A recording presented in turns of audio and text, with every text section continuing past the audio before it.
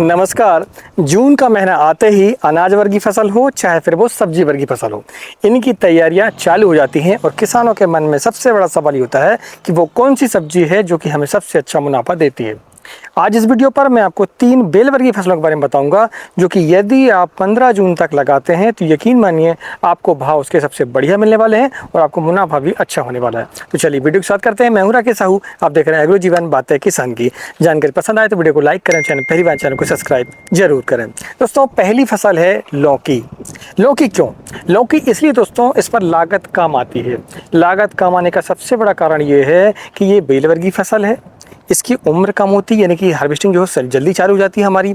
दूसरा, इसके seed rate कम आते हैं और सीड हमें कम भी लगते हैं क्योंकि 3 फीट पर हमें लौकी लगाना होता है और जो बेड से बेड की जो चौड़ाई है वो कम से कम आपको 6 फीट रखनी होती है और प्लांट से प्लांट आपका 3 फीट होगा। तो इस हिसाब से अगर आप देखें तो हमें पौधों की संख्या यानी कि सीड की संख्या महज सिर्फ 2 से लेकर 3000 तक ही लगती है। और सीड रेट की बात करते हैं तो बहुत ही कम है इसके, इसलिए इस पर हमें लागत कम लगती है। हार्वेस्टिंग जल्दी आ जाती है, लगभग 40 से 45 दिनों में इसकी तुड़ाई चालू हो जाती है। जब तुड़ाई जल्दी चालू होगी तो उसमें दवाई भी कम लगेगी, खाद भी कम लगेगी, खर्चा भी कम होगा और लेबरिंग भी कम लगेगी। लेकिन ध्यान रखें, आपको स्टेकिंग करना होगा। स्टेकिंग में ही थोड़ा सा खर्चा आता है। स्टेकिंग करना इसलिए अनिवार्य है क्योंकि ये बरसाती फसल है, हम इसे बरसात के समय पर लगा रहे हैं। अगर ये ज़मीन के संपर्क में रहेगी, नमी के संपर्क में ज़्यादा रहेगी तो इसमें अर्ली ब्लाइट, लेट ब्लाइट, आपका डाउनी मिल्डी, पाउडर मिल्डी, ये सारी समस्याएं आपकी आने वाली है। इसलिए आपको स्टेकिंग की व्यवस्था करनी ही करनी है। ये आप मान के चलें, आप कोई भी बेल वर्गीय फसल लगाने वाले हों तो आपको बरसात के समय पर स्टेकिंग करनी ही चाहिए। जब भी आप अगेती लगाते हैं, खासकर जून के महीने में, मई के महीने में, तो आप देखेंगे इसके बाजार भाव आपको सबसे बढ़िया मिलते हैं। कारण ये है कि इस समय पर लौकी अधिकतर किसान नहीं लगाते हैं और इसे अधिकतर चला भी नहीं पाते हैं। चलाने में सबसे बड़ी जो कठिनाई आती है वो है इसके फंगस। फंगस यदि आपकी लौकी की फसल पर आ जाती है तो फिर आपको काफ़ी मुश्किलें आती है इसे संभालने में। इसीलिए थोड़ा सा आपको प्रबंधन करके चलना पड़ेगा फंगीसाइडों का। समय समय पर आपको फंगीसाइड का स्प्रे करना पड़ेगा। साथ में एक समस्या और आती है फ्रूट फ्लाई की, यानी कि फल सड़न की समस्या है। एक आपकी मादा मक्खी होती है, वह डंक मारती है, अंडे छोड़ती है और वहाँ से आपकी लौकी जो है वो ख़राब हो जाती है। आपने देखा होगा इसमें छेद एक पड़ जाता है। उसका नियंत्रण हम रासायनिक तरीके से तो करते ही करते हैं, लेकिन अधिकतर हम ये देखते हैं कि रासायनिक नियंत्रण उतने प्रभावी नहीं होते हैं, लेकिन जैविक नियंत्रण इस पर काफ़ी सफल है। अब जैविक नियंत्रण आपको करना क्या है? देखिए, सबसे पहली बात तो ये है कि इसमें वाइट फ्लाई भी आती है, तो उसके लिए आपको स्टिकी टेप आपको लगाना पड़ेगा। स्टिकी टेप जो है पीले कलर के, कम से कम आपको अपने 1 एकड़ के प्लाट पर आपको कम से कम 200 लगाने चाहिए और नीले वाले आपको कम से कम आपके 50 लगाने चाहिए। यानी कि 20 अगर वो लगाते हैं पीले वाले तो 5 आपको नीले वाले लगाने चाहिए। पीला वाला जो होता है वो माहो के लिए, आपका वाइट फ्लाई के लिए होता है, जबकि आपका नीला वाला जो होता है वो थ्रिप्स के लिए होता है। तो ये थोड़ा सा जैविक नियंत्रण आपका हो जाता है। दूसरा, इसमें फेरोमोन ट्रैप आपको लगाना पड़ता है, फ्रूट फ्लाई ट्रैप आपको लगाना पड़ता है। फ्रूट फ्लाई ट्रैप बहुत ही कम कीमत पर आपको मिलता है, मैं 60 से लेकर 80 रुपये प्रति नंग में मिलता है और एकड़ पर आप 10 से लेकर 15 लगा देते हैं तो जो मादा मक्खी होती है वो वहाँ पर आती है नर मक्खी की गंध के कारण और वहाँ अंदर घुसकर वो मर जाती है। खर्चा बहुत ही कम है लेकिन सटीक उपाय है, इसलिए आपको फेरोमोन ट्रैप या फिर फ्रूट फ्लाई ट्रैप का इस्तेमाल आपको करना ही चाहिए। आपने यदि पौधे को चढ़ा लिया, उसकी डाल को ऊपर चढ़ा लिया स्टेकिंग पर, तो वही खर्चा आपको लेबरिंग का लगता है। इसके बाद तुड़ाई की हम बात करते हैं तो 1 एकड़ की तुड़ाई आपका 2 लेबर कर देगा, यानी कि खर्चा बहुत ही कम है इस पर लेबरिंग का और कोई और खर्चे इसमें करने नहीं होते हैं, इसलिए आपको करना बस हो गया। खाद की मात्रा की हम बात करते हैं तो खाद भी इस पर कम लगती है।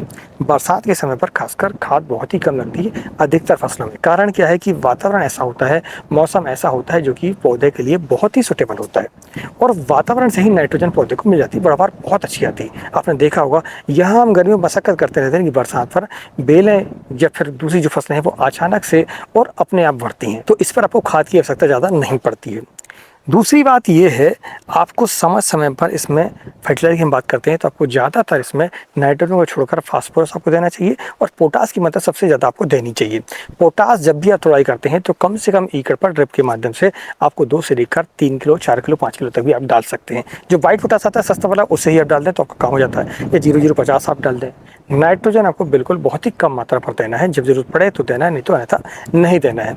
मैग्नीशियम सल्फेट आपको देना पड़ेगा क्योंकि हरियाली आपको चाहिए।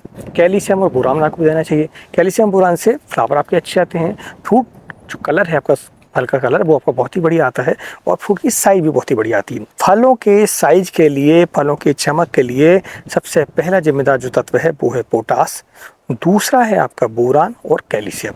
ये 3 चीज़ें यदि आपने डाल लिया तो आप यकीन मानिए आपके फलों का साइज बहुत ही बढ़िया आने वाला है और उत्पादन आपका बढ़िया आने वाला है।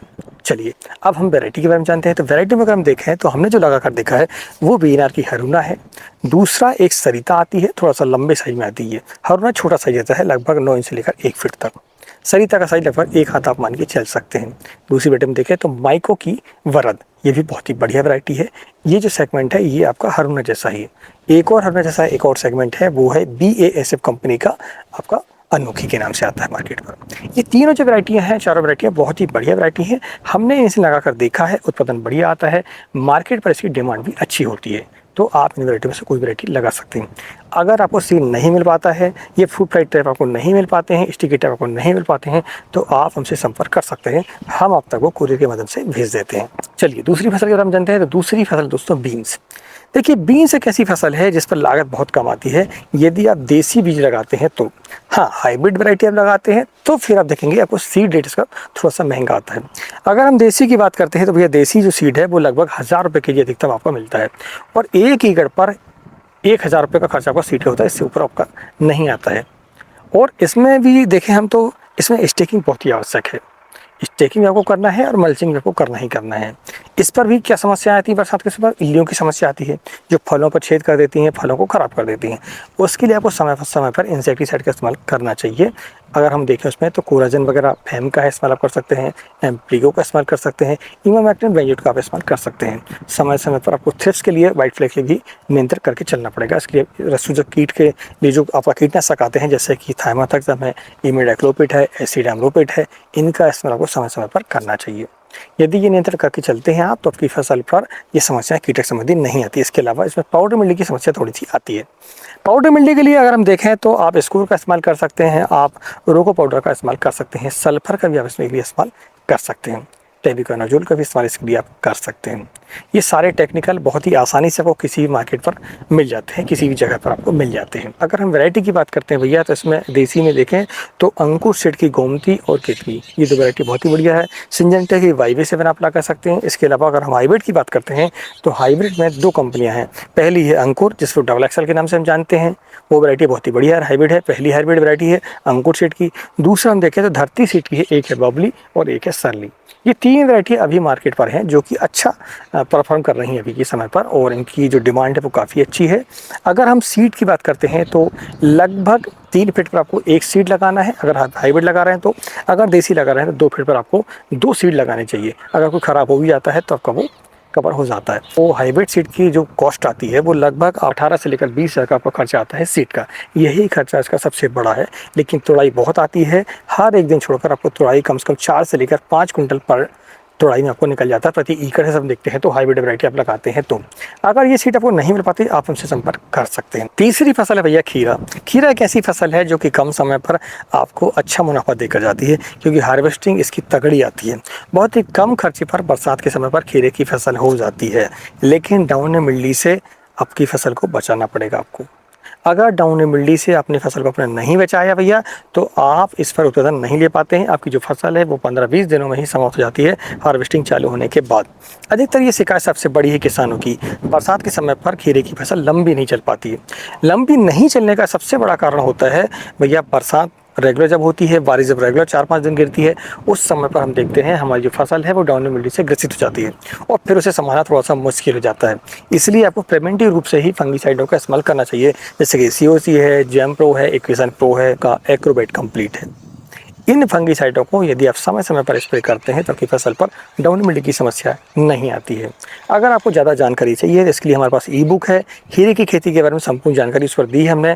वाटर सॉल्युबल खाद का शेड्यूल भी दिया हुआ है, वैरायटी के बारे में आपको बताया है, स्प्रे का शेड्यूल उस पर बताया हुआ है। ये सारी जानकारी हमारी ई-बुक पर आपको मिल जाती है। ऐसे में टमाटर है, मिर्च है, बैगन है, फूल गोभी है, करेला है, लगभग सभी फसलों के लिए ई-बुक है हमारे पास में, उस पर संपूर्ण जानकारी है। आप चाहें तो वो ले सकते हैं। इसका जो नंबर चल रहा है वहाँ से आप संपर्क कर सकते हैं और लिंक इसी डिस्क्रिप्शन पर भी है, वहाँ से भी आप हमसे संपर्क कर सकते हैं और ई-बुक को खरीद सकते हैं। अगर हम वैरायटी की बात करते हैं खीरे में तो भैया हमने जो लगा कर देखी है VNR का क्रस, अभी हम लगा रहे हैं उसको, और एक और है एडवेंटा कंपनी की जेमिनी।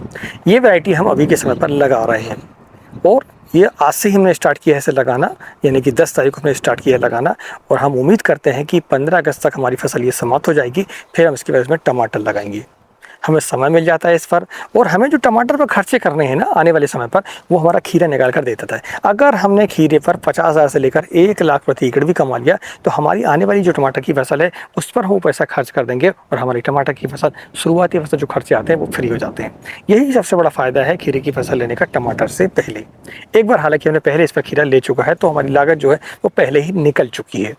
अब थोड़ा सा एक्स्ट्रा हम करने वाले हैं इस पर। आज की जानकारी आपको कैसी लगी प्लीज़ हमें कमेंट करके ज़रूर बताएं। आप कौन सी फसल लगाने वाले हैं और कौन सी वैरायटी लगाने वाले हैं, हमें कमेंट बॉक्स पर ज़रूर लिखें।